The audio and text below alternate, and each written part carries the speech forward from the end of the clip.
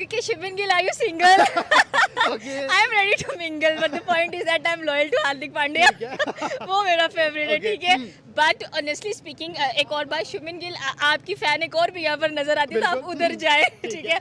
सो jokes apart, Shubman Gill को specially तो hats off, a big round of applause for that captain, for that strong mindset. और भाई आज यहाँ का टेम्परेचर इतना ही कूल है, हालात बदल दिया, जज्बात बदल दिए। एग्जैक्टली, जितना ही शुभमन गिल का माइंड मेंटालिटी कूल हम लोगों को थ्रू आउट द कह लें कि नजर आई है। ये सेकंड टेस्ट मैच, मुझे लगता है कि इस बार इन्होंने मेंटोस खाई थी, दिमाग की बत्ती जला दे, और ऐसी बत्ती जलाई है शुभमन गिल के दिमाग की, ऐसी बत्ती जलाई है कि बॉल लगने के बाद डबल रफ्तार से भागी है भाई उनकी। और I think very very congrats to the team India के सेकंड टेस्ट मैच आप लोगों ने अपने नाम पहले शराब ने उनको पहले इन्हें मारा है, फिर दीप ने उनको मारा है। या क्या कमाल की बॉलिंग की है यार, मैं देख के हैरान हो गया हूँ। और इंग्लैंड वाले तो सोच रहे होंगे यार हमने घुटनों के पल ले आए हैं, पहला टेस्ट मैच जीत के बड़े शोखे हो रहे थे और चल रहे थे, चला के मार रहे थे भाई। आज और दीप ने जो उनको जवाब दिया, जो बताया है कि भाई नहीं हम इंडियन प्लेयर हैं, हम पर्चियां लेकर नहीं आए, हम टैलेंटेड हैं। और शुभमन की कप्तानी की मैं दाद दूंगा यार, कितनी अच्छी कप्तानी कर, बहुत से अच्छे प्लेयर्स निकले हैं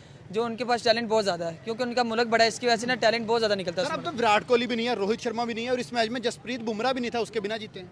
सर उनके अलावा भी टीम में बहुत से अच्छे बैट्समैन हैं, बॉलर्स भी बहुत अच्छे हैं। जैसे आप शुभमन गिल की बैटिंग देखें, 430 रन एक मैच के अंदर, माशाल्लाह देखें। एक इनिंग में बंदा कहता है कि चले गया, दूसरे इनिंग में चलना तो दोस्तों जैसा कि आप देख रहे हैं कि भारत के युवा खिलाड़ियों ने, जो कि अभी ना ही उनकी इतनी एज ज्यादा है और ना ही उनके पास इतना एक्सपीरियंस ही है, लेकिन उसके बावजूद उन्होंने जो अपना कॉन्फिडेंस और उन्होंने जो अपना ताबड़तोड़ बैटिंग बॉलिंग यार मतलब कि धमाल मचा दिया। और इंग्लैंड वालों की तो धज्जियां उड़ा दी इन लोगों ने। वाकई में ये टेस्ट जो है रिकॉर्ड बना रहा है, पूरा रिकॉर्ड तोड़ रहा है पूरी दुनिया के अंदर। और जो गोरों की धरती पर जाकर उनकी धुलाई की है ना, और पाकिस्तानी तो कह रहे दुगना लगान वसूला जा रहा है, मतलब ये कहना रहा, ये रिएक्शन दे रहे पाकिस्तानी इन सब चीजों की, दुगना लगान वसूला है भारत वालों ने। और गजब का मतलब रिवेंज लिया गया है भारतीय टीम द्वारा। आप मान लीजिए कि पहला टेस्ट हारना और उसके बाद में रिवेंज लेना, ये रिवेंज है दोस्तों। क्योंकि बहुत सारे लोगों को, और आप जानते ही हैं कि हमारा पड़ोसी देश हमें हमेशा नीचा दिखाने के लिए लगा रहता है, तो वो पहले जो है बोल रहा था, क्रिटिसाइज कर रहा था, जब पहला टेस्ट हारे थे तो बोल रहे थे, इनके जो बड़े बड़े क्रिकेटर और एंकर वगैरह हैं वो बोल रहे थे कि भैया इसमें बुमराह नहीं खेल रहा है, इसमें जो है विराट कोहली नहीं है, रोहित शर्मा नहीं है, अब कोई इस टीम को बचा नहीं पाएगा। लेकिन अब दोस्तों वाकई में इन लोगों के कान खड़े हो गए, इनके दिमाग के पहिए घूम गए, इनके जमीन से धरती खिसक गई। मतलब इतना खतरनाक बैटिंग और बॉलिंग भारत वालों ने दिखा दिया कि इनको मजबूरन अब बोलना पड़ रहा है कि भैया भारत वाले तो बैकअप प्लान के साथ बैठे रहते हैं। मतलब इनका एक बैकअप प्लान तैयार होता है, इनके पीछे जो है अगर एक विराट कोहली है तो उसके पीछे 10 विराट कोहली लगे हुए हैं, ट्रेनिंग कर रहे हैं, लाइन में लगे हुए हैं कि ये जब सीट छोड़ेगा तो मैं वहां पर बैठ जाऊंगा। और वाकई में दोस्तों ये एकदम रियल बात है कि वाकई में हमारे भारत के अंदर जो है टैलेंटेड लोगों की कमी नहीं है। इन्होंने दिखा दिया कि किस कॉन्फिडेंस के साथ, भाई कोई मामूली बात नहीं है इतना आसानी से कि ये टेस्ट जीत पाना। मतलब कि जो अभी तक नहीं हुआ वो इस बार हुआ है, और वो भी तब हुआ है जब कोई उसमें लेजेंड खिलाड़ी नहीं है, बेचारे सब अभी नए नए लड़के और नए नए जोश, लेकिन इन्होंने दिखा दिया कि वाकई में क्या दम है भारत वालों के अंदर। और भाई इसके साथ आप देखेंगे कि एक तो ये चीजें रही, और दूसरी चीज भाई कि अब पाकिस्तानी शर्मा रहे हैं यार, ये युवा खिलाड़ियों के आगे शर्म खा रहे हैं, सोच रहे हैं और बोल रहे हैं कि भाई बाबर आजम का तो घंटा बजा दिया, बाबर आजम किसी लायक नहीं है यार, बाबर आजम। और हम पहले बेकार में तुलना करते हैं इंडिया के खिलाड़ियों से, बाबर आजम तो किसी गली कोचे के खिलाड़ी जैसा है। मतलब कि अब उनको अपनी टीम देखकर रोना आ रहा है। और भारत की जो ये ताबड़तोड़ बैटिंग और बॉलिंग हुई है ना, जो ये टेस्ट में उन्होंने इंग्लैंड को धूल चटाई है ना, वो देखकर अब इनको अपनी टीम पर रोना आ रहा है। और इनका दिल चाहता है कहीं ना कहीं कि ये जो है भारत, काश इनकी टीम भारत होती, काश कहीं ना कहीं इनके अंदर से जो है दोस्तों ये सोच में आ रहा है कि यार काश ये भारतीय होते, और काश इनके जो ये टीम है ना, ये इंडिया की टीम ना, उसको ये अपना बोल सकते हैं। मतलब अब इस हद तक इनकी जो है आंख का जो है पर्दा खुल गया दोस्तों। तो चलिए अब आपको इनको दिखाते हैं कि क्या कुछ इन सब का कहना है इस गेम के बारे में, इस मैच के बारे में। वीडियो पसंद आए तो लाइक करें, चैनल को सब्सक्राइब करें और शेयर करना ना भूलें, और अपना प्यार ऐसे ही बनाए रखें। बहुत बड़ी बात होती है दोनों इनिंग में चलना। मैं आपको बड़ी बात बताता हूँ, बाबर आजम और विराट कोहली की आपने बात की है।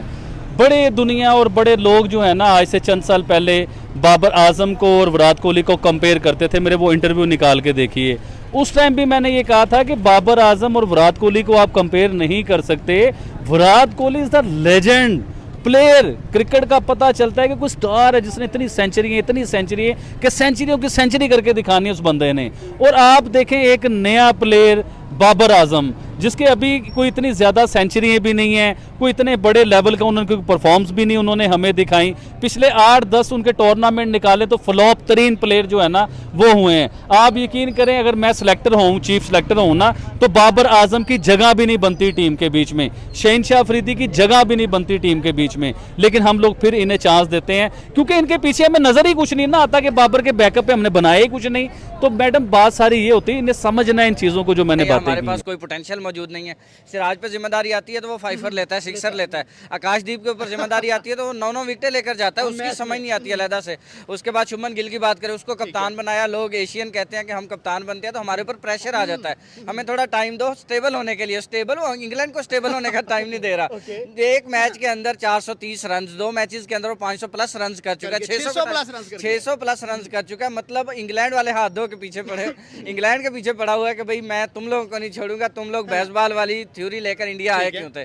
मेरे ख्याल में गौरव से बदला जो है ना वो इंडिया के यंगस्टर ले रहे हैं। तो क्या कहेंगे शुभमन गिल की कप्तानी के लिए? जी जी, शुभमन गिल ने अपनी कप्तानी को बहुत ही मैच्योर लेवल पे लेके गया। जैसा कि रोहित विराट और रोहित दोनों नहीं थे, लेकिन उसने आके कमाल की, आके कप्तानी संभाली, कप्तानी नहीं संभाली, पूरी टीम को आके संभाला। बिल्कुल ऐसे वन मैन आर्मी कह सकते हैं, वन मैन आर्मी। 430 स्कोर एक बंदा अकेला करके जा रहा है। अगर 536 में से अगर हम 430 निकाल दें तो भाई पीछे स्कोर क्या रह जाता है? जी जी बिल्कुल, जैसा कि आप देखेंगे अगर कैप्टन आके ऐसी इनिंग खेलता है तो पूरी टीम का मोराल बहुत अप होता है। तो उसने आगे कप्तानी इनिंग नहीं खेली बल्कि इंडिया को मैच भी जितवाया। बुमराह की तारीफ आपने कर दी, सिराज की आपने कर दी, आकाशदीप को आपने प्रेस कर दिया। हम किसके ऊपर बोले हमें ये बता दें। आकाशदीप देखें पहली इनिंग में 4 विकेट निकालता है, इस इनिंग में भी 5 कर गया। उसके बाद देखें सिराज की देख लें आप, पहली इनिंग में 6 विकेट, इस इनिंग में लाइक आउटस्टैंडिंग बॉलिंग। समझ नहीं आ रही कि बॉलिंग इंडिया के पास कहाँ से, बुमराह के ना होने के बावजूद इंडिया के पास इतनी स्ट्रॉन्ग बॉलिंग कहाँ से आ गई है। मैं personally as a Pakistani, as a cricket lover fan, as a Indian team lover, मैं ये परेशान हूँ कि इन्होंने ये भी पत्ता छुपा के रखा हुआ था जो ऐसा फेंका है और इंग्लैंड की बेसबॉल क्रिकेट तबाह हुई है। आप देखें जॉय रूट नहीं चल पाया, बेन स्टोक नहीं चल पाया, हैरी ब्रूक नहीं चल पाया, बेन डकिट नहीं चल पाया, ओली पॉप नहीं चल पाया।